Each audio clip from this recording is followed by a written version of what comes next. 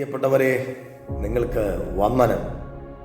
2024 കഴിഞ്ഞു പോയിട്ട് 2 ദിവസങ്ങൾ കഴിയുകയാണ്.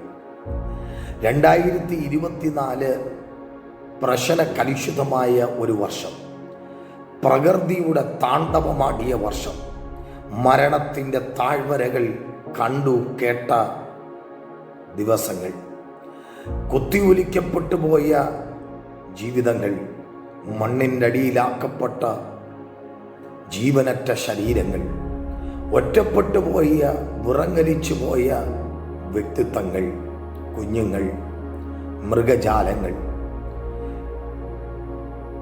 കൂട്ടത്തോടെ കിടന്നുറങ്ങിയ സഹോദരന്മാർ വെന്തെരിഞ്ഞു പോയ വർഷം. എന്നാൽ ദൈവത്തിന് എത്ര നന്ദി പറഞ്ഞാൽ തീരാത്ത തരങ്ങളിൽ ദൈവത്തിൻ്റെ അത്ഭുത കരങ്ങളിൽ നമ്മെ ദൈവം താങ്ങി എന്ന് പറയുമ്പോൾ, മറുവശത്ത് എത്ര കുടുംബങ്ങൾ കണ്ണുനീരിലാക്കപ്പെട്ടു. ആ കുടുംബങ്ങളെയും അതുമായി ബന്ധപ്പെട്ടവരെയും ദൈവം കൃപയുടെ മറവിൽ മറയ്ക്കട്ടെ എന്ന് ഞാൻ പ്രാർത്ഥിക്കാറുണ്ട്.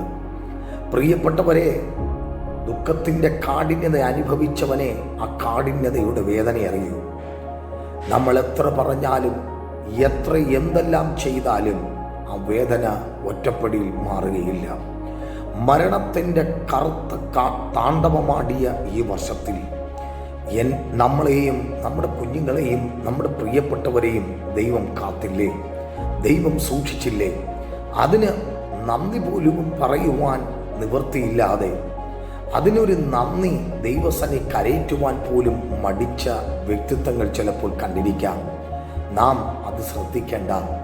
മറിച്ച് ഇന്ന് പകൽക്കാലം ദൈവാത്മാവ് എന്നോട് പറഞ്ഞ ഒരു വാക്കിതാണ്: അമ്മേ, ദൈവത്തിന് തക്ക മഹത്വം കൊടുക്കുവാൻ നമുക്ക് കഴിയട്ടെ. 1, യഹോവ എൻ്റെ ഇടയനാണ്. 2, എനിക്ക് ഒന്നിനും മുട്ടുണ്ടാകുകയില്ല. അതേ പ്രിയപ്പെട്ടവരെ, നിങ്ങളുടെ ജീവിതത്തിൽ ഈ 2025 ഒന്നിനും മുട്ടില്ലാത്ത ഒരു വർഷമായി തീരട്ടെ. ആറ്റരികത്ത് നട്ടിരിക്കുന്ന, തക്കകാലത്ത് ഫലം കായ്ക്കുന്ന, ഇലപാടാത്ത വൃക്ഷം പോലെ ഇരിക്കുന്ന ഒരു ദൈവ പൈതലിൻ്റെ ജീവിതത്തിൽ ഒന്നിനും മുടക്കം വരികയില്ല. ഒന്നിനാലും അവൻ ഭാരപ്പെടുവാൻ സർവശക്തൻ അനുവദിക്കുകയുമില്ല.